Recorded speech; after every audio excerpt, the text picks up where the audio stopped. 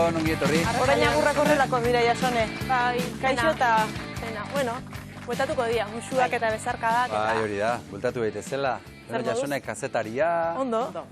kazetaria, gidoilaria, idazlea, ongi etorri zure etxera, hau zure etxea. Ere bada, zenbat urte daramatzazu etxe honetan, Miramonen lanean, urte batzuk bai, ezta?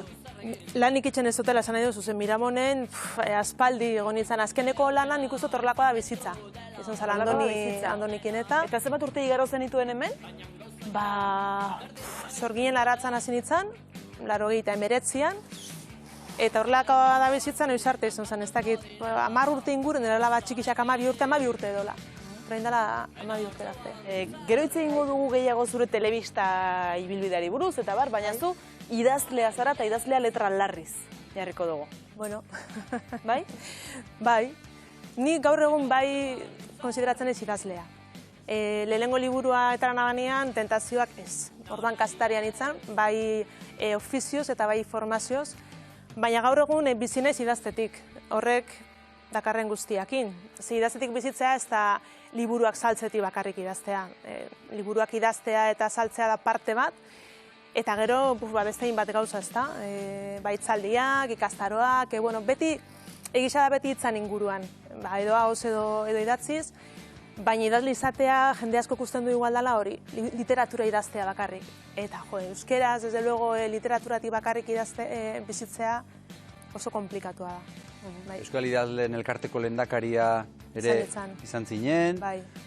Zer moduzko postua izan zen hori, zer moduzko kargua, zer moduzko lana? Bueno, kargua da, eta lana da, baina ez da lanbide bat. Jende asko ikusten zaba, nire soldata hortik edaratzen nabala, eta lehendakaritza da, elkartaren kasuan mentza da, kargu bat. Ez da pixkat, irudia, bilerak enbiadianean bileretara jun, ero prentzaurreko bat enbiadianean proiektu bati buruz berbaitzeko prentzaurreko eman. Ez dakit izan zen, hasiera baten bertigo itzela sortzen zaban halako kargu bat, izen bat, gainera, ni beti zuk letra larriz izan duzu, baina ni idazle sentitu arren, ni idazle txiki sentitzen naiz. Orduan derrepente zure burua ikustea, gremio horretako idazleen ordezkari bezala, ez dakit, batzutan joera daukagu gure burua gutxiesteko, edo zoz ikusten inoiz zure burua egoera horretan ez da. Baina, talde batek zuzendaritza konfiantza hori jarri zaban nigan, eta esan zergatik ez. Eta bidai politxe izan zen. Ni gauza asko, badakit topiko badala, baina egisa gauza asko ikasin itxun, bai elkarteaz, bai nere buruaz, eta pixka literatur munduaz ere. Orduan, ene inoiz, momentu batzutan bai damutu nintzen, baina oinatzera begira jartzen bali manaiz, gauza askokin geratzen ez, gauza hon askokin geratzen ez. Gauza dezakegu dela, atariko presidentzia izaten ez dela, un marron. Hombre, bai, marroia badaude, klaro. Bai, badaude. Eta hori, Aurre egin behar. Bai, eta nire urteak nahiko erosoak izan zian, baina tokatu zaizkizu, marroi potolo batzuk, ez da. Baina, gustora, nik gustora inaban ze lantalde bat ginean. Niretzat hori oso importantea da. Idazle izatea azkenean da, bakardadean itxen duzun gauza bat, eta lehendakari moduan eta elkartean ni babestua sentitzu nintzen. Egia da, horre bakarlari izatetik talde batera pasatzen zara. Claro. Talde egongo espalitz, nik espanu eukiko konfiantza hori zuzendaritza eta talde horretan, nuke onartuko behar bada, gehioko esatuko zitzaidan bentsat. Beno, zure azken liburua Festa, zingo dugu, ze modatako festa da? Izango da, irakurtzen duenaren zat? Festa da nera behentzat, da 14-15 urtetik aurrerako entzat, eta bi parte dauzka, liburuak, lehenengo partea da Festa, izenburuan agartzen dan hori, eta da bi lagundia, Sofia eta Andrea, 16 urte dazkate, DBH bukatu berri, eta uda da. Kostaldeko herri baten bizibia, eta etxe baten nola igeri lekua eta dokan etxe txalet handi baten, festa bat antolatzen da, eta festara joango dira bineskar. Eta lehenengo partean festa kontatzen dut, horrek suposatzen da guztiakin. 16 urte festa bat, igeri lekua, jendea ezagutu, sexua dau, alkohola dau, pixkat parranda hori ez da. Kontua da, bineska horietako bat Sofia orduan geratuko dela, eta liburuan bigarren partea kontatzen du hori.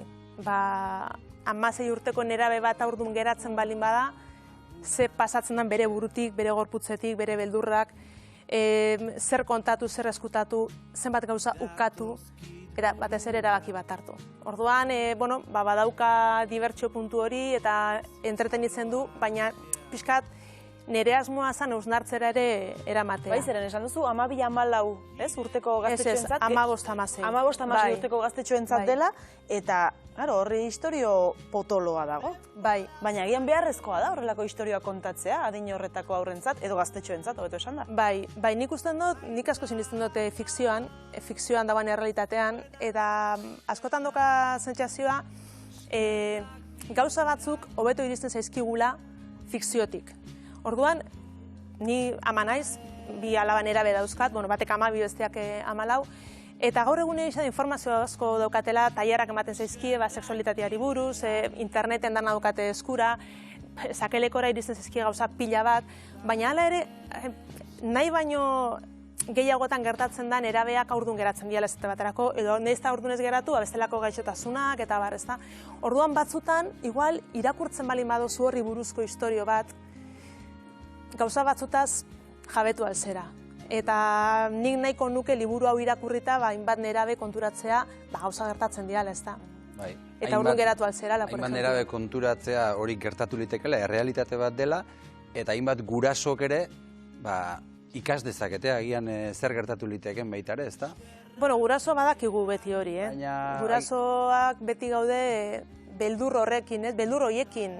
Nerabe bat eukitzea etxean, bada lana eta da ardura, eta nahi dizkiozu hainbat balio transmititu, eta nahi dezu babestu, eta nahi dizkiozu gauzak erakutsi, baina gero berak bere bidea egin behar du.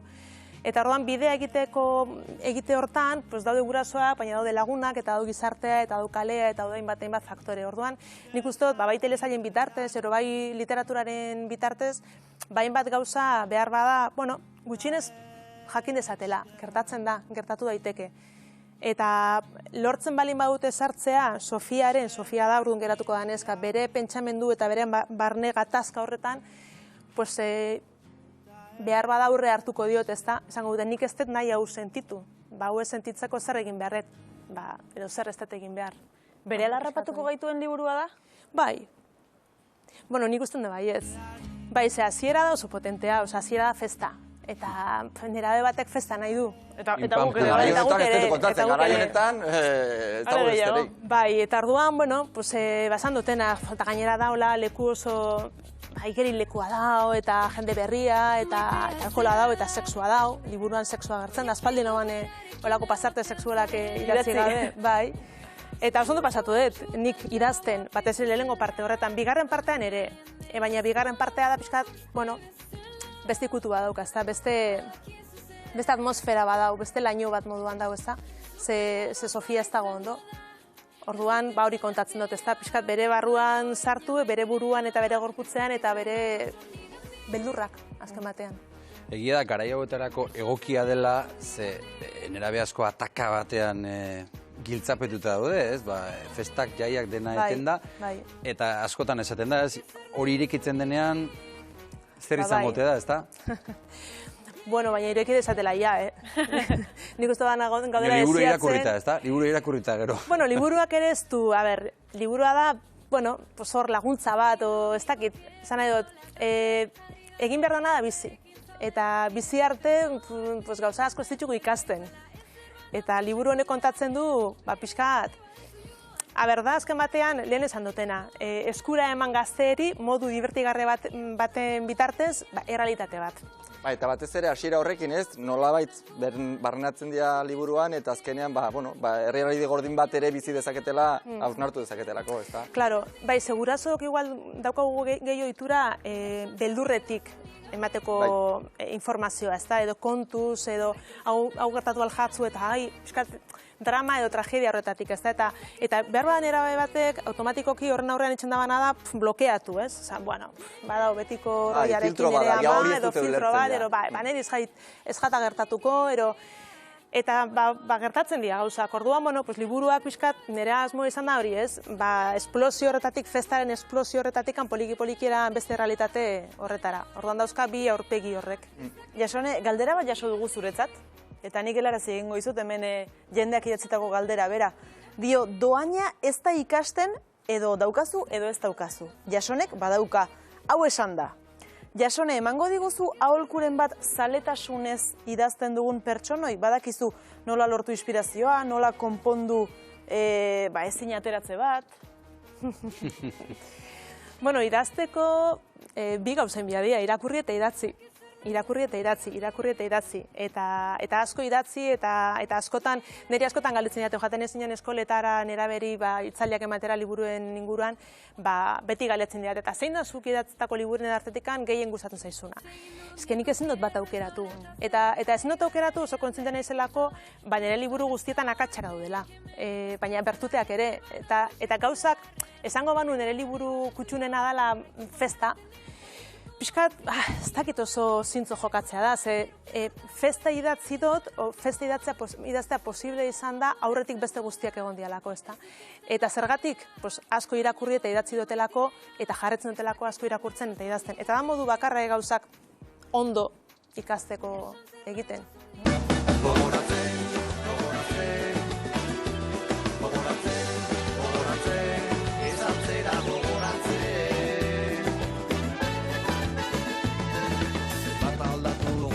Bai, 89, 2000 eta 2020.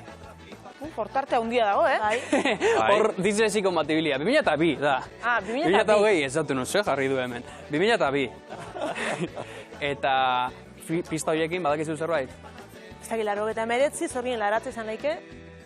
Ez? Ez, baina... Edo 2020 zorgin laratza? Bai, 2020, bai. Bai, 89 ez dakit, nire lehenengo liburuan inguruan zerbait? Ez. Ikusiko, ez da. Baina, hasiko gea 2000-ekin, bale? Venga, ba. Ondo dakigun data bada, 2000 borobila, hemen ez dugu utxik egin, eta 2000-garren urtean zuk parte hartu behitzenun kontaida zu izeneko programa batean. Ai, bala, letxe. Ai, bala. Bai. Goratzen zea. Bai. Kontaida zu, zuek ulertzeko zan programa bat, eta bertan ipuin kontalariak, edo Euskal Herriko aurpegi ezagunak eta jende ospetsuak ipuinak historia kontatzen zituen. Eta hori ikusiko dugu, Jasonek ze historia kontatu zuen, jata hor ke artean, platua ilunetan, ke pila bat, ke makinaren zute atzen, zenba ke botatzen, bera, ikusi eta gozatu. Eta balsa dantzatu beharrean, bakalo musikaren erritmora, gizonezko iguingarrien begirada lizunak jasan beharko zituela. Atzera etxean sartu zen, kamisoia kendu, eta biluzik etxe-etxean, lurrean eserita pasa zuen ostiral gaua, modako eta edertasunari buruzko aldizkariak irakurtzen. Ikusi da benakan. Aiztuta bentsat. Eta, nola ikusi da zego? Oso gaztia. Batez ere oso gaztia. Ez da erraza horrela ipuinak kontatzea, Eta hori, Mireia Gabilondo uste egon zala, pixkat aurretik, pista batzuk emate, nola, ez dakit, antzestu, nola mobitzu eta hori guztia, baina oso komplikatua. Oso zaila. Oso zaila, nire ipuin bat zan, Nire ipuin bat nik aukeratu nahan ze ipuin, eta... Baina... Ondo defendatuta. Ez jata gustatzen. Oso ondo defendatuta. Eta bain, urrengo bideokin jarraituko dugu, eta aurretik galdera bat egingo dizut, oain, iaz, konfinamentuan taula oso modan jarri zian bideo deiak. Zu salea zea, edo egin izan dituzu, edo ze iritzi? Bueno, nahi zalea. Lagunekin danean, bileretarako eta ez jata asko gustatzen, baina lagunekin gukitzen genuen. Astero, egun diferentietan lagun diferentiekin gukitzen ditu. Baina ez dakiz ipini bideazen horren inguruan, Kontua da, oain bideo deiak eta zen modan dauden eta mundu guztiak egin ditugula, baino, 89an Baizera programan, ibili zinen zu, hor Kikamon Arreziken batera, eta bertan, 89an lehenengo aldiz, 89ko ustailean bideo deiak hasi zian egiten. Ordura artetzean existitzen. Eta ikusiko dugu, zubeion arteko elkarrezketa hori dugu, zertarako, eta beste, zen necesia de, beira oain zain guztora ite duen. Ikusi. Horretan, Suedia, Norvegian, Finlandian ezate baterako, hainbeste ari da ugaltzen telefono mugikorra, laster litekena da telefono publikoak eta desagertzea, kaletatik. Kabina desagertu gure paisai oso bai. Telefono mugikorrek, badirudi, ustailetik aurrera batzuk bentsat, bideoari izango dutela. Hau da, horregantzean, zuk telefono hitz egiten duzun bitartean, aukera izango duzu, beste aldean, telefonoren beste aldean dagoen pertsona horren aurpegi ikusteko. Jason, eta hori zartarako nahi zuzu. Bestaldean dagoen personen aurpegia ikusi. Ez, niri ere egia esan ez dit grazia handirik egiten. Hori dira ladrillu puskak, mugikorrak, Hasiera martzianoa emango zuen bestia ikusi zertako hitzitek nahikoa dauta. Hombre, etorkizuna ja iritsi da, garbi hau. Horregatik, bai. Oindala 20 urteko kontua gaur egun, badia gauza normalena, ez da? Telefono kabinak joan ziren. Bai, ala da. Bai, gure paisaiak aldatu dira. Eta bukatzeko 2020, ez, 2002ko irudiak ikusiko ditugu, eta esan dezu, Sorginen laratza, aipatu dezu, eta bai, zu gidoilari egon zinen bertan. Bai. Eta behin edo behin atera zinen pantailan ere. Bueno, bai, gidoilan nintzen, baina gero parte hartzen aban baitxere, gotezan sexualitatean inguruko tertulia bat, eta hor parte hartzen aban. Vale. Kasu honetan, bueno, ez da tertulia bat... Bueno, eta gero moda desfileak, ez da izango moda desfileak. Ez, zuaz. Hau kasualitatez aurkitu nik esaldi bat botatzen nuen, baina ostras, hau jasonen, eta apuntatu inun, eta iritsi da momentu etorri zen eta jarri dizut. Esaldi bat. Bai, esaldi bat, baina ez da txarra. Angela Alkainek egitezun Marta Alkainen personajea. Eta behin atal berezi batean Marta Alkain Xabier Euskitzekin zon enamoratuta eta programako neska guztik eta behi aholkuak ematen, da ibili zinaten tartean zu. Betxu. Ikusiko dugu, estena politori, begira. Ixo, oie, koniotegia diruti. Xabier da. Baina, ez da zer egin behar da kasu huetan, ez dakit zer egin bote prontoan bota. Baina etxoin, a ber, hau dukazutena bai, ondo. Baina azken batean onena, nereza zuk niri inkaso, Marta, naturaltasuna. Bai, naturaltasuna eta zu zeu zera mezelako izatea. Eta hola, amentxe. Nintzen akordatzen hau, Gabon Sarrian nintzen zen programa berezietako bat zen, baina nintzen akordatzen ez da ere. Kaixo 2002 zen berezi bat. Zenbat gauza inberdiren telebistan, gainera zenbat aiztu. Totalmente aiztuta, hontaz, totalmente aiztuta. Bai zerako horrekin eta igual, bai, baina... Aholku hori ez da modaz pasa, bentsat. Naturaltasuna eta izan zu. Zemanken ere gidoilari moduan ibilizea, ez da? Bai. Aizu, eta umorea idaztea, zaila da? Nerezat, eta munduko gauzari zailena. Bai, ze gainera, kasu horretan idatzi behar genuen Angela Alkainen umorea batez ere, berari gustatzen zaiona. Eta hori oso zaila da, ze bakoitza baka bere umorea. Eta, niretzat, guazemanke nindoten lana izan da, nindoten lanik zailena. Osea, que Mari Cruz eta Mai Carmenak zuk idazten ziren? Bueno, nik ere. Bai, talde bat, bai, hainbat gidoilari ginen, eta taldean itzen genitxun, eta bai, tarteka tokatzen zen. Eta egisa zen, bueno, Mai Cruz eta Mai Carmenetaz, bueno, beraien gidoiak idaztea oso... Horri puntu hartu nion, por ejemplo. Beste gauza batzuk gehioko esan zezkidan, baina... Gozatzen eritzi zinen hor. Bai, horiekin bai.